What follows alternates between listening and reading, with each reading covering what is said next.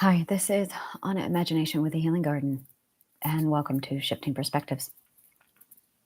I'm going to be talking about relationships, something I don't usually talk about.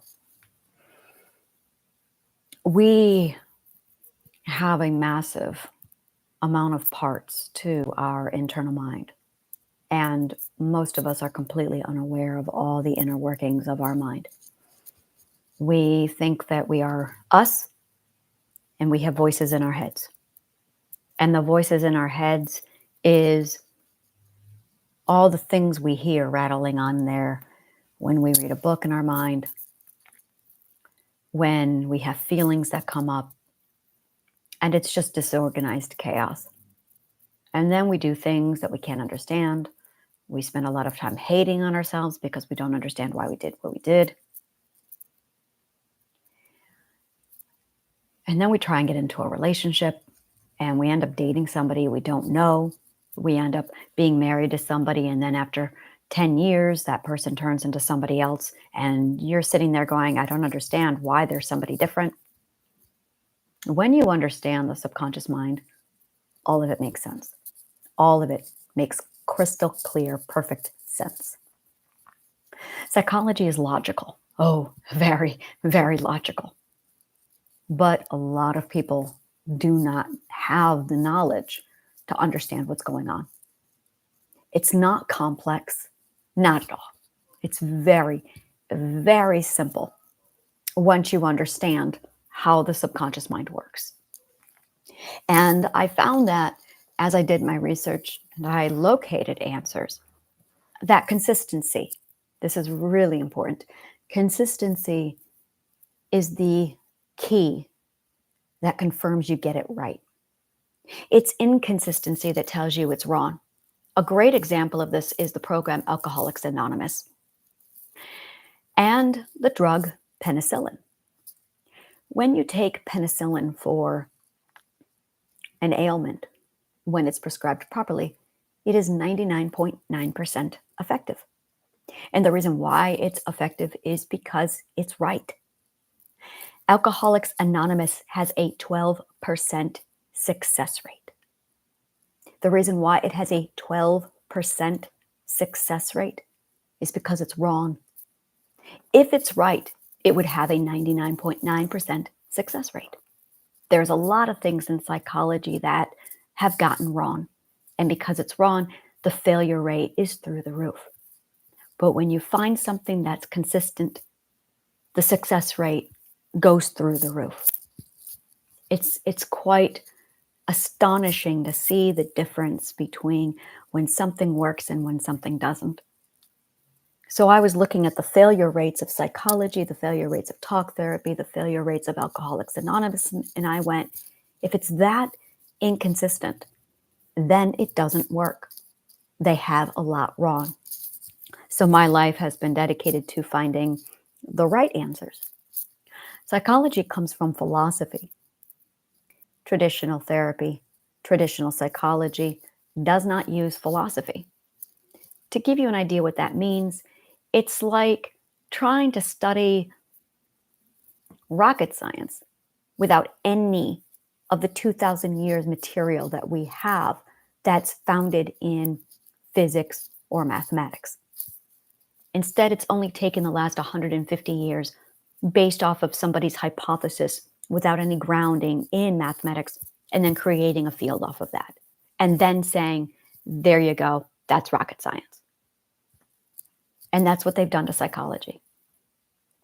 When I studied philosophy, it opens up conversations like ethics and morals, who we are and what we are. What is the archetype? What is our relationship from ourselves to the rest of the world?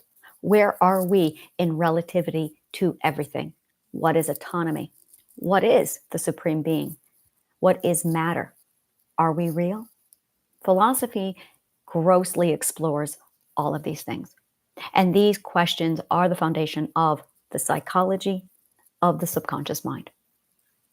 So it's not possible to study psychology without a solid foundation in philosophy. It's just not possible, which is why so much psychology is wrong. is because it lacks its entire 2,000-year history.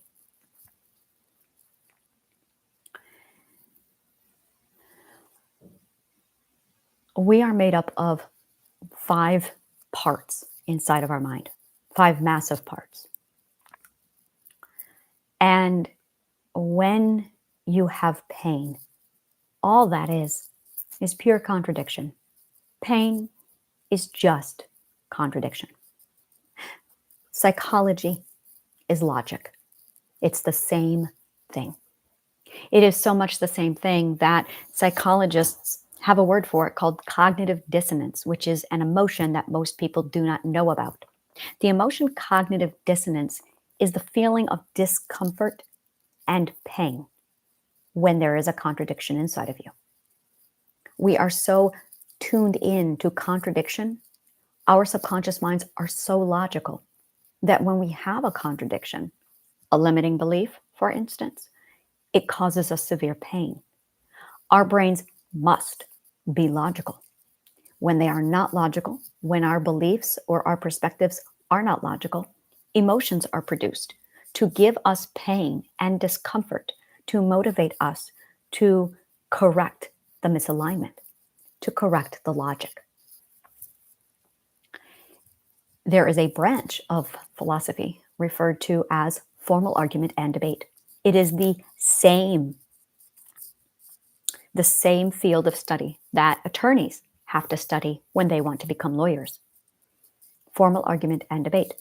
The second area of expertise an attorney studies is communication. It is the fine art of speech. All of this holds true in psychology and philosophy, and all of it reflects our own alignment for who we are. That branches off then as to how we relate and how we interact with another person, which is where relationships come into it. So if you're aligned and you know who you are and you have logical balance inside of your subconscious mind, there's no pain. And when you have a partner who is also aligned and they have logical alignment inside of their cognitive core and they come into action with you, they are aligned. And when the two people come together, they form an alignment where they both exist side by side in something called interdependence. And it's this beautiful balance of shifting and moving with another person while preserving the full autonomy of the other person, while also preserving their authority. It's absolutely the most beautiful thing that there is. It's pure and proper balance of interdependence. But that's not what happens in most cases. In most cases, we have a logical misalignment inside of our subconscious mind. And our partner also has a logical misalignment inside their subconscious mind. And as a result, it creates codependency, it creates turmoil, it creates behavioral dissonance, so that when the two pieces come together, it's a cocktail for pain and chaos.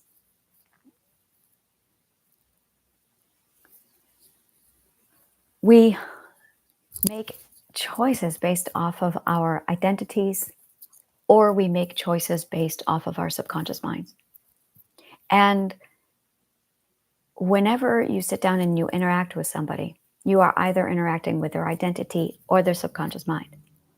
And when you're interacting with someone's identity, you're getting things like love, dreams, hopes, interests.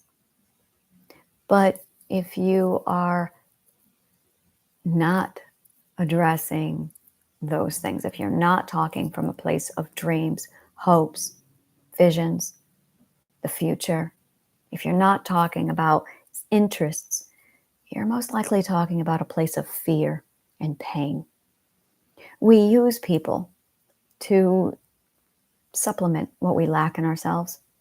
That's very common. We project what we desire in ourselves onto other people, so we expect people to supplement us. We hold people on this expectation that they need to fulfill us or complete us. And what that's really doing is projecting your own shortcomings onto another person. This relationship is not going to work because The person's other identity has to be completely now devoted to fulfilling your needs. And if they're doing that, they can't fulfill their own. They can't take care of themselves. They cannot maintain themselves. They do not live with interdependence.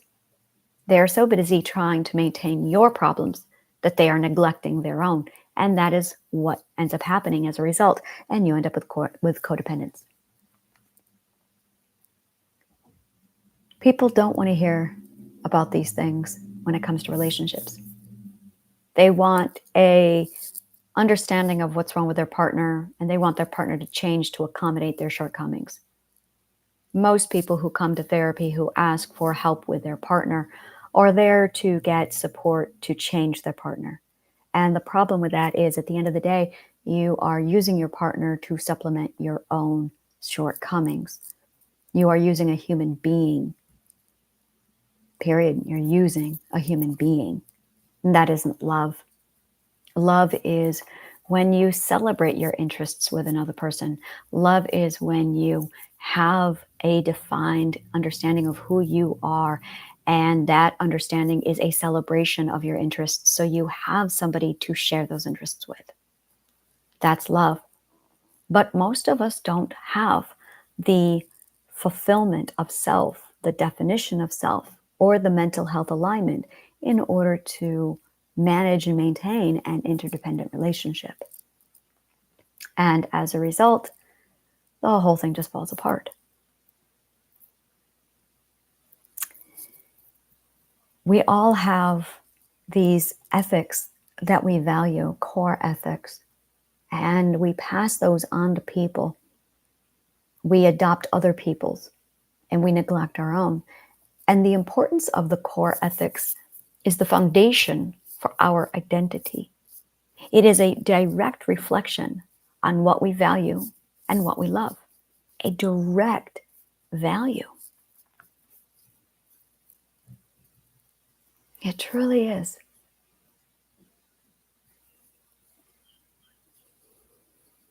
But if you don't know who you are, if you don't know what you value, then your ethics are not going to be defined. And when your ethics are not defined, that leaves you open for needing to use other people to fill them for you. If you fail to do the mental management of yourself, then your only option is to use other people to supplement for you. And that is a cocktail for disaster. That's when people pick up your own traumas.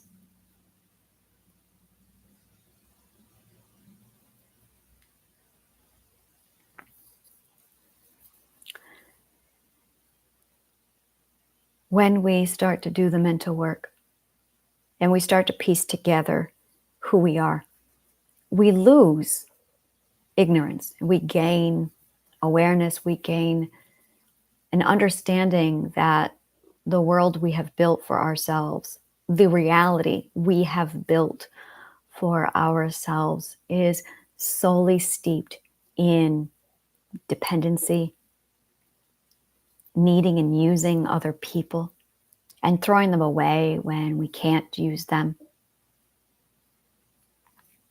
We realize things like how much we selected a partner just to enable a perspective that is not our own.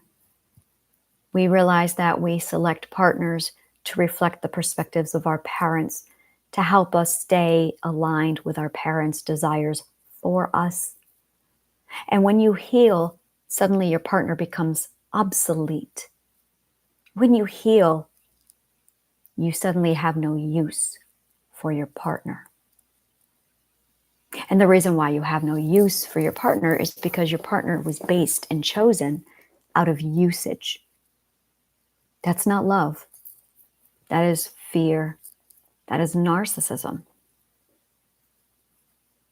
And that's really a really hard to swallow truth, is that if you actually focus on changing yourself and improving yourself, you have to accept the fact that you chose your partner based on how you can use them to supplement your own shortcomings. And suddenly you end up with a partner. You realize you're married to somebody who you don't love, just somebody who you could use. And ignorance allows you to stay comfortable where you are, to stay familiar with where you are. Once you gain this knowledge, you're put in a position where you now have to make a choice. And the choice is usually divorce, ending a relationship. Because the entire relationship was based on the abuse that your parents doled out for you, or the suppression your society doled out for you. And it wasn't at all reflective of who you are. We constantly choose partners who aren't meant for us. And as I do the work that I do, I realize there's two kinds of people. There's people who have made the mistake and are trying to correct their lives from point A to point B. And then there's the people, the millennials, and the generation next, where they are going slower with relationships. They're taking longer to get where they need to get. They realize that they need to spend time on themselves and focus on their own mental health before they settle down and choose a partner. Unfortunately, a lot of the material out there is garbage because it's psychology that has no root or basis in philosophy. So I'm going to be starting up relationship classes for that generation, for the 20, 30-year-olds who've decided to wait on relationships. Because that is key. Oh yeah, that is definitely key to making sure that it's done right the first time. So they know what it is they're getting into. So they know what to look for when they select partners. So they don't have to, in 10 to 15 to 20 years, correct the mistakes they've made.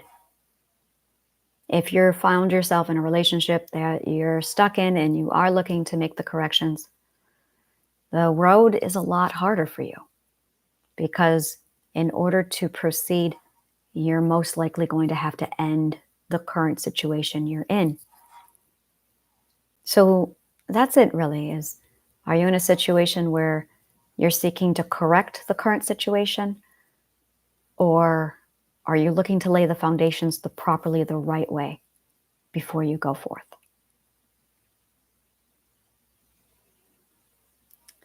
I will be presenting the information for that later today. If you enjoy shit like this, subscribe to the YouTube channel.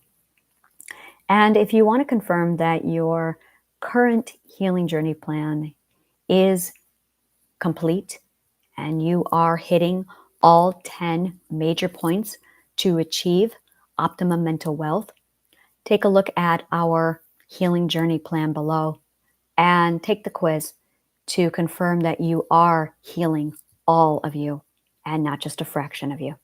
Thank you so much, and may the kindest of words always find you.